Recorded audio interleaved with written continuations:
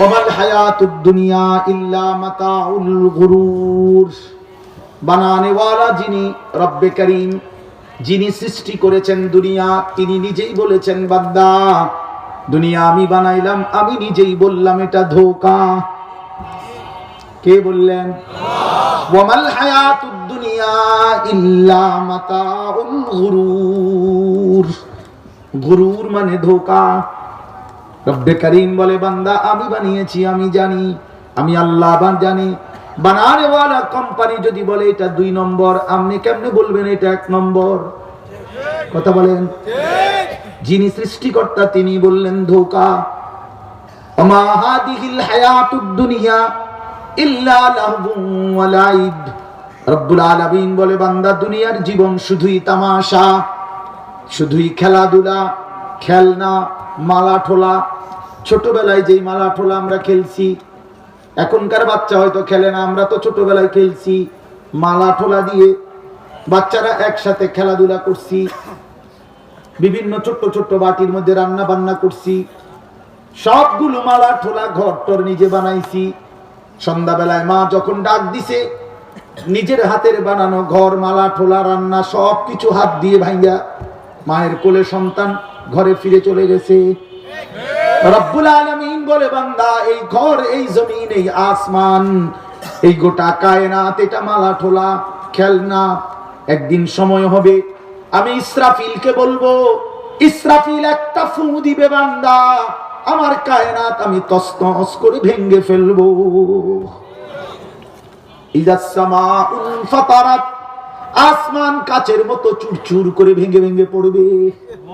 কোরআন শরীফের আয়াত। কেমনে বুঝলেন না বাপ? আমনে বুঝি চালাক, আমি বুঝি বোকা। নাফরমান বুঝি চালাক, নামাজি বুঝি বোকা। কেমনে ভাবলেন? শ্রেষ্ঠতম কোরআন কিতাব পড়ে কেন মোল্লা মৌলবী বোকা হবে? কেন বোকা না বন্ধু? আখিরাতের ফিকির করে, এই জন্য হারামের পথে যায় না।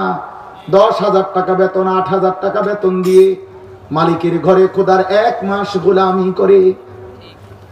কত অভাব থেকে যায়, সংসারের কত প্রয়োজন থেকে যায়, এর উপরও রবের গোলামি ছাড়ে না, মালিকের ঘরের সেজদা ছাড়ে না।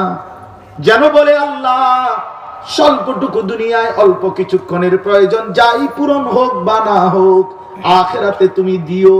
আল্লাহ বলে বান্দা সবর কইরো, আমি রব্বুল আলামিন শতভাগ আখিরাত তোমাকেই দিয়ে দেব। উইদ্দাত লিল মুত্তাকিন। আল্লাহ বলে জান্নাত বানানোই হয়েছে মুত্তাকিদের জন্য, ইমানদারদের জন্য, সেজদাওয়ালাদের জন্য। এজন্য বন্ধু, এজন্য কিশোর ভাই, বাপ, নওজোয়ান, মনে রেখো বাপ, দুনিয়া ধোঁকা, ওই নারী ধোঁকা, ওই নর্তকী ধোঁকা, সিনেমার ওই নর্তকী ধোঁকা, মোবাইলের ওই নারী ধোঁকা, উলঙ্গ ছবি ধোঁকা, রাস্তার ওই নর্তকী ধোঁকা, বেহায়া নারী ধোঁকা, বেপর্দা নারী ধোঁকা। যুবক সে নিজেই পাউডার ডলে, নিজেই ফেয়ার এন্ড লাভলি লাগায়, নিজেই মেকআপ লাগায়, আবার নিজেই ঘন্টা 2-1 পরে নিজের রুমে ফিরে, ঘরে ফিরে পানি দিয়ে আবার এগুলা ধুইয়া নিজেই ফেলাইয়া দেয়। যদি তারে বলো বোন এগুলো আবার ফেলে দিচ্ছ কেন, তুমি না এগুলা কি সুন্দরে লাগাইলা, সে বলবে আমি এগুলো রাস্তার বখাটেকে ধোঁকা দিছিলাম। ধোঁকা ধোঁকা ধোঁকা। ওই বেউকুফ মনে করছে আমি খুব সুন্দর, আসলে আমি উদ্দা, আমি ধোঁকা। নাইলে কি নালে এবিডি হালাইলো কেন, এটি ধুইলো কেন? কথা বলেন না কেন? এগুলো আস্তরণা করে দেবে একদম ডাইরেক্ট। টাইলস লাগাইলে বেটা রুফে দিয়া, পাউডারের টাইলস দিয়ে দাও, পাউডার দিয়ে আস্তর দিয়ে লাও। কথা বলেন না কেন?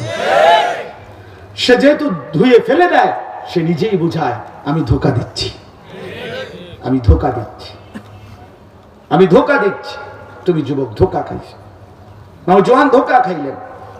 নারী ছবি, মোবাইলের অস্থির দৃশ্য, উলঙ্গ নাচ, এই বেহায়াপনা যাদের জিন্দিগি, এক নারীর পিছনে, এক মেয়ের পিছনে জিন্দিগি যারা শেষ করে দিছে, খোদার কসম ভাইয়া একদিন রাত ফুরাইলে, একদিন দিনের শেষে, সময়ের আবর্তনে দেখবেন তুমি ধোঁকাই খাইছো। ধোঁকায় শরীরও শেষ, জীবনও শেষ, যৌবনও শেষ, শরীরের সক্ষমতাও শেষ, আখিরাতও শেষ। খাসিরাত দুনিয়া ওয়াল আখিরাহ। দুনিয়াও বরবাদ হলো, আখিরাতও বরবাদ হলো।